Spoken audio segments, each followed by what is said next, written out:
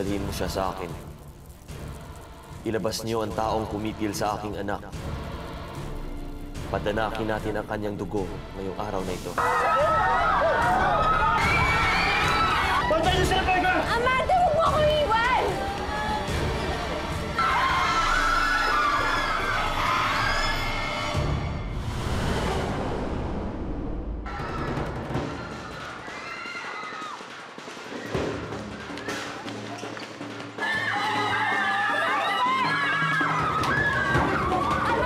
Ano ba? Di mo ba ako bibitiwan? Ano na anak ka?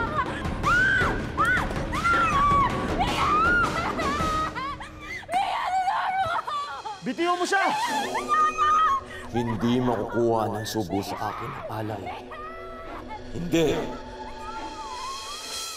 Pamangkin ko si Romeo. Ano bang kailangan nila? Ako si Samuel. May tatanong lang ako kay Romeo. What about? May nakapagsabi sa akin na siya daw ang kasama ni Denise kagabi. Sinong Denise? Asawa ko. Saan niyo tinago ang alay?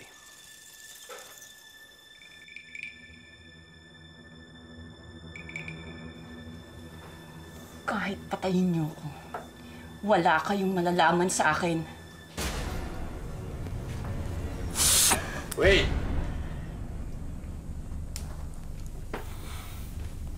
Denise. Kung mahal mo pang buhay mo, may pagkakataon ka pang makaligtas. Huh? Sabihin mo sa akin. Hayop ka! Nasaan ang alay? Hayop ka! Isa ka palang karagayan kung alam ko lang! Papatayin kita! Papatayin ko kayo lahat! Kayo pumatay kay Apo Buhay! Kayo ang dahilan kung bakit di namin siya mabuhay! At hindi kayo magtatagumpay hanggat may sugo, Denise. Hanggat nandito ako, hindi niyo mabuhay yung apo-abukay kayo niyo. Saan niyo tinago yung alay? Patayin niyo na ako. Pero hindi ko sasabihin sa inyo kung nasa ang alay! Miguel! Miguel! Ano ako? Miguel!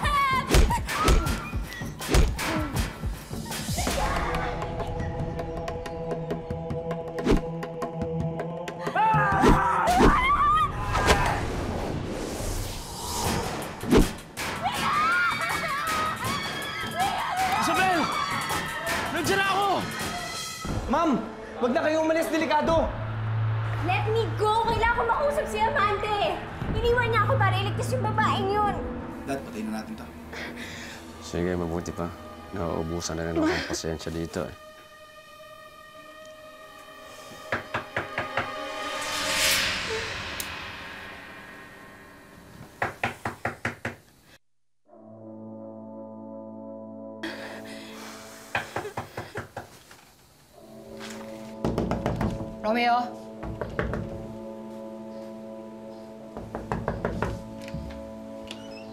Romeo?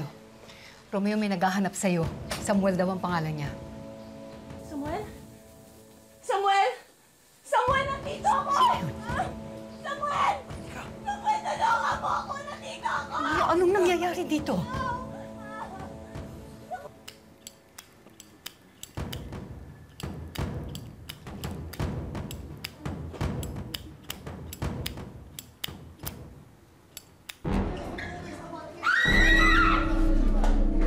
Dito lang tayo, ha? Huwag kang lalayo. Akong bahala sa'yo. Ba't ako kayo nagtatago? Hindi, ha? Shy lang ako.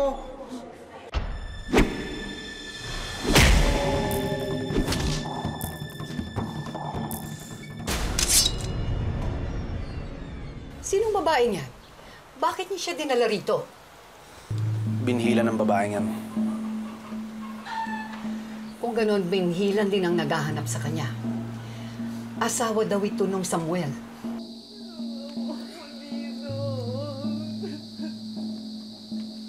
Hindi ka maririnig dyan kahit lumabas ang tonsil mo. tayo? Ano gagawin natin? Ako bahala sa kanila.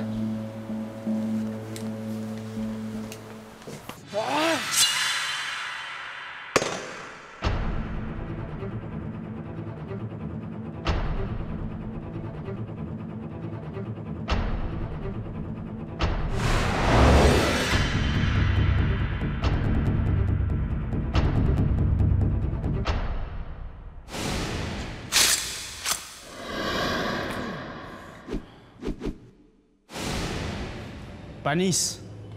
Bibitiwan mo ba ako o hindi? Ma'am, sumusunod lang kami sa utos! Pwes ang utos ko, sundin mo!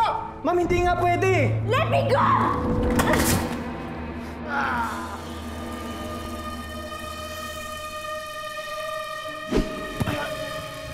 Miguel, may mga alakdan ka!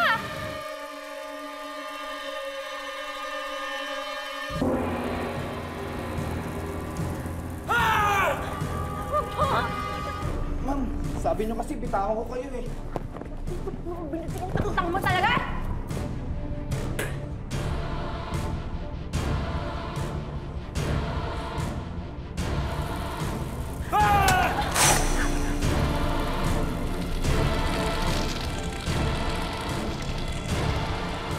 Si Denise. Well, actually, nag-meeting kami kagabi, pero naghiwalay din kami kagad kasi nagkaroon ng gulo sa restaurant. And, nag-volunteer ako para ihatid siya sa house, pero hindi naman siya pumayag. Wala ba siya nabanggit sa'yo kung saan siya pupunta pagkatapos niya mag-meeting?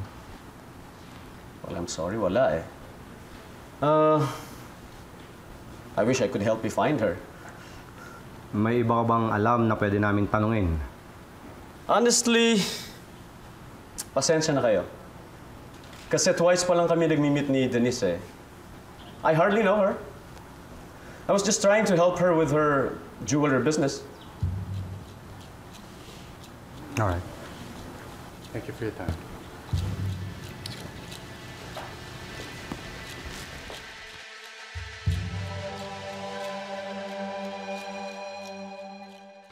Amante!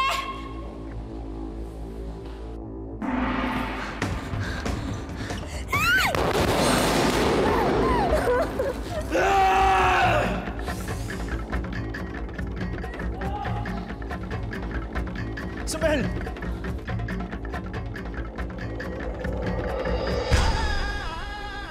Ikaw! Ikaw ang alay!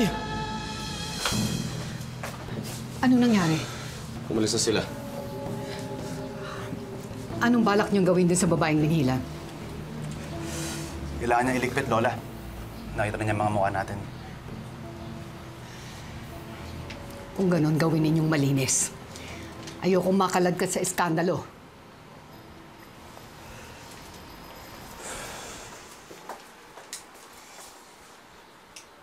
Kumanda ka, Dan. Ngayon pa lang nagsisimula ang laban.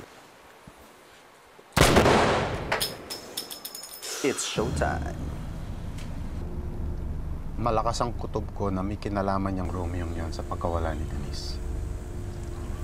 Mabuti pang pamanmanan natin ang mansyon nang makasiguro tayo. Pag napatunayan kung may kinalaman nga yung Romeo yan,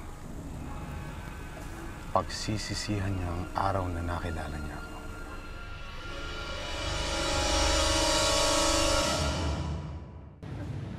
Alay? Anong alay? Ang pag-apoy ng dugo mo. Isa sa katibayan na ikaw ay alay. Amante! Tulungan mo ako! Sandali! Hindi mo ba ako sinasagot? Ano ang alay? Rebecca, takbo! Wala kang pakinabang! Meron naman, Dad. Kung hindi dahil sa kanya, hindi pupunta yung Samuel na yun dito. Hindi natin siya mapapasundan para malaman ang longga ng binhilan. Hayop kayo! Hayop! Hayop kayo! Hayop!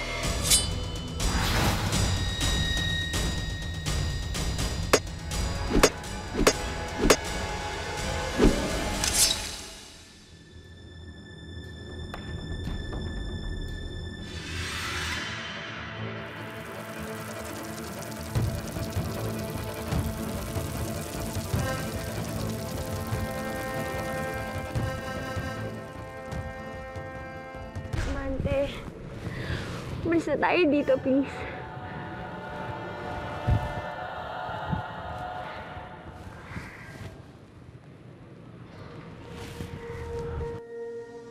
Isabel?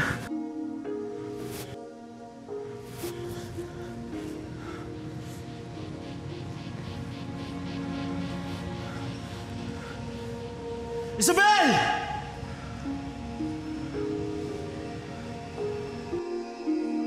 Isabel! Sino yung lalaki kanina? Hindi ko siya kilala, pero kamukha mo siya, Miguel. Oo nga, best friend. Para kayong pinagbiyak na bunga.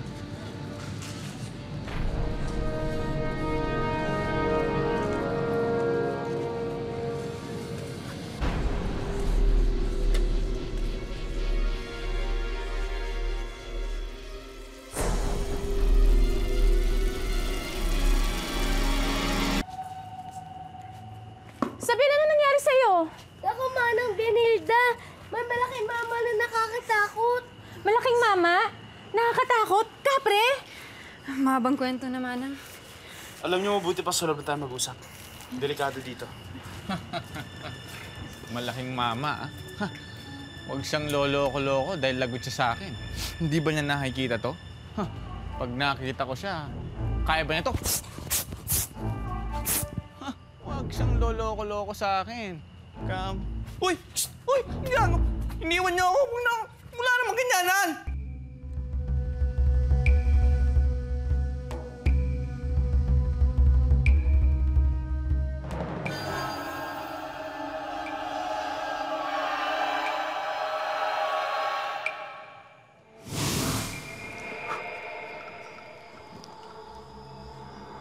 Ang bubuhay kay Apo Abukay ay ang babaeng umaapoy ang dugo. Siya ang tatawaging alay.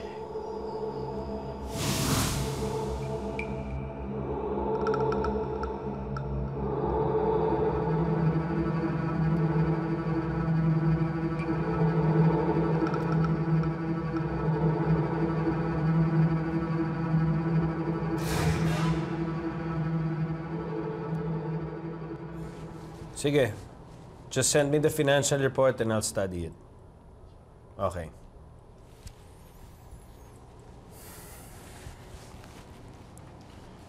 Tito Guillermo. Mante.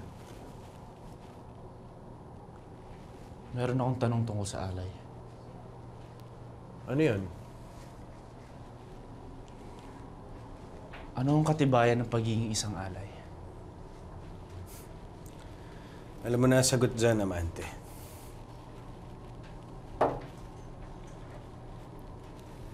Hindi ba kapag umaapoy ang dugo niya? Teka nga muna. Bakit ba ang dami mong tanong tungkol dyan? May nakita ko isang babae. Umapoy ang dugo niya. Ano? Lola, may sinisekreto ba kayo sa akin? Ha? Anong sikreto? Tungkol sa pagkatao ko. Hindi ba sinabi ko na sa'yo noon, namatay sa panganganak ang nanay mo, kaya ikaw ang apo ko. Ano yung pinagsasabi mo, Lola? Ha?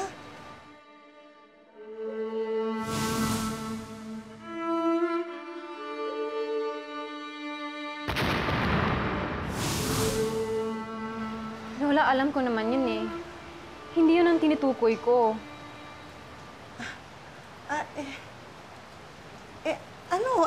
Ano ba yun? Hindi ko maintindihan eh. Ano ba? Lola, ba't umapoy ang dugo ko? Baka naman namamalikmata ka lang. Hindi, Lola eh. Kitang-kita ko. Umapoy ang dugo ko. Siguro, dahil sa, hindi ba, ang tatay mo nasa perya. Kumakain ng apoy. Baka nakain niya yun at napunta sa katawan niya. Kaya ayun, namana mo. Yun lang yun. Halika na nga. Tsaka Lola, tinawag ho nila ako ng alay.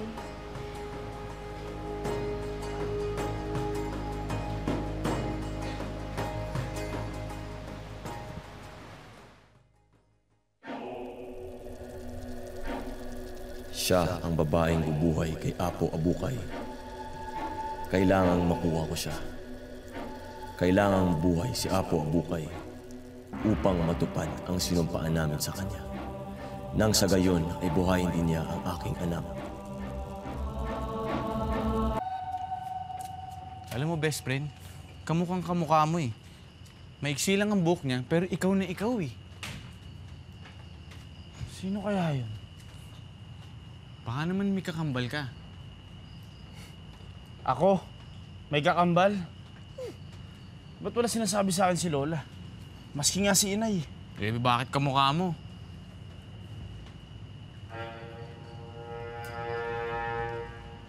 Baka yun yung hinahanap ni Adan.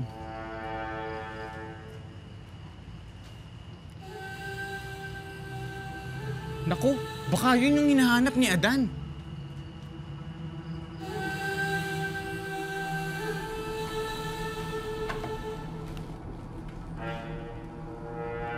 Sino babae ba ang tinutukoy mong nakita mong umapoy ang dugo?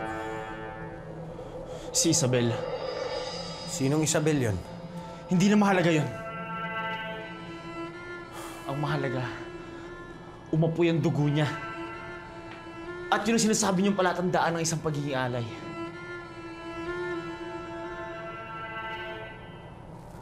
Kung alay si Isabel, ano si Rebecca?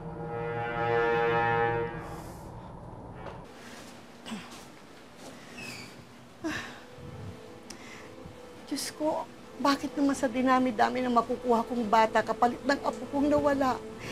Bakit kailangang isa siyang... Bakit isa siyang...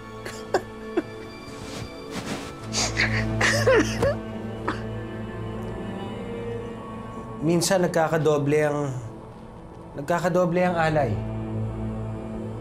Baka si Rebecca at si Isabel ay parehong alay.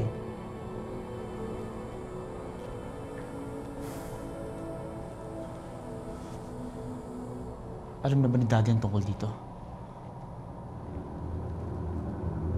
Mas makakabuti siguro na huwag mong sabihin kay Samuel ang nalalaman mo tungkol dyan. Bakit? Kasi magulo pa ang isip ng daddy mo.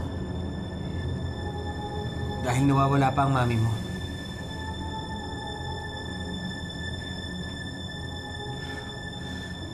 Ano na nga ba nangyari kay Mami? Ang alam ko pumunta sila sa isang mansyon na hinihinala nilang tirahan ng mga karagayan.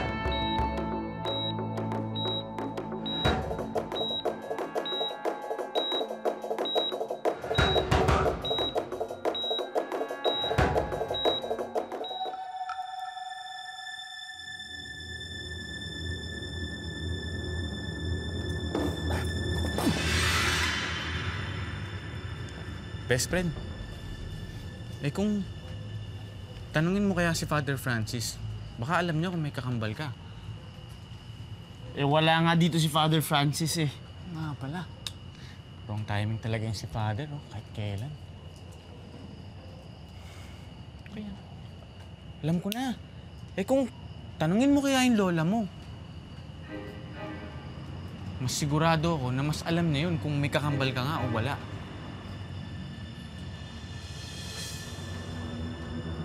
Sige. Pumunta tayo sa opisina ni Father Francis. Hanapin mo yung number ng lola ko tapos tawagan mo. Sige.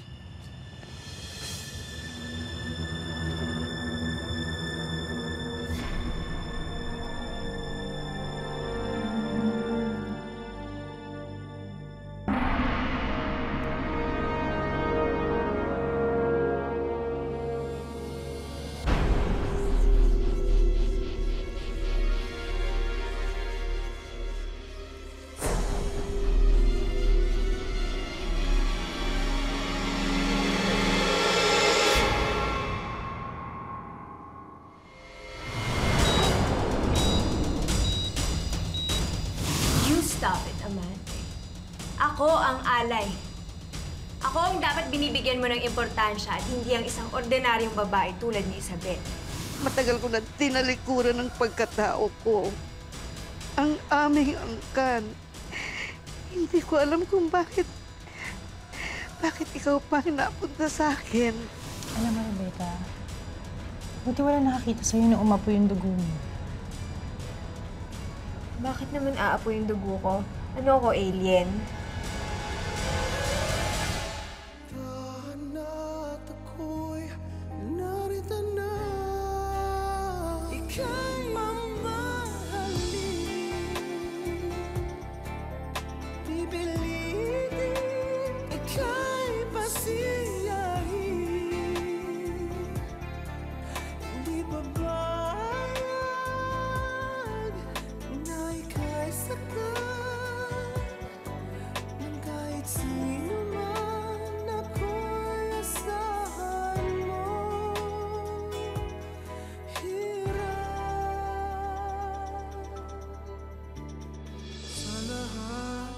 Isang yaman at nais nilang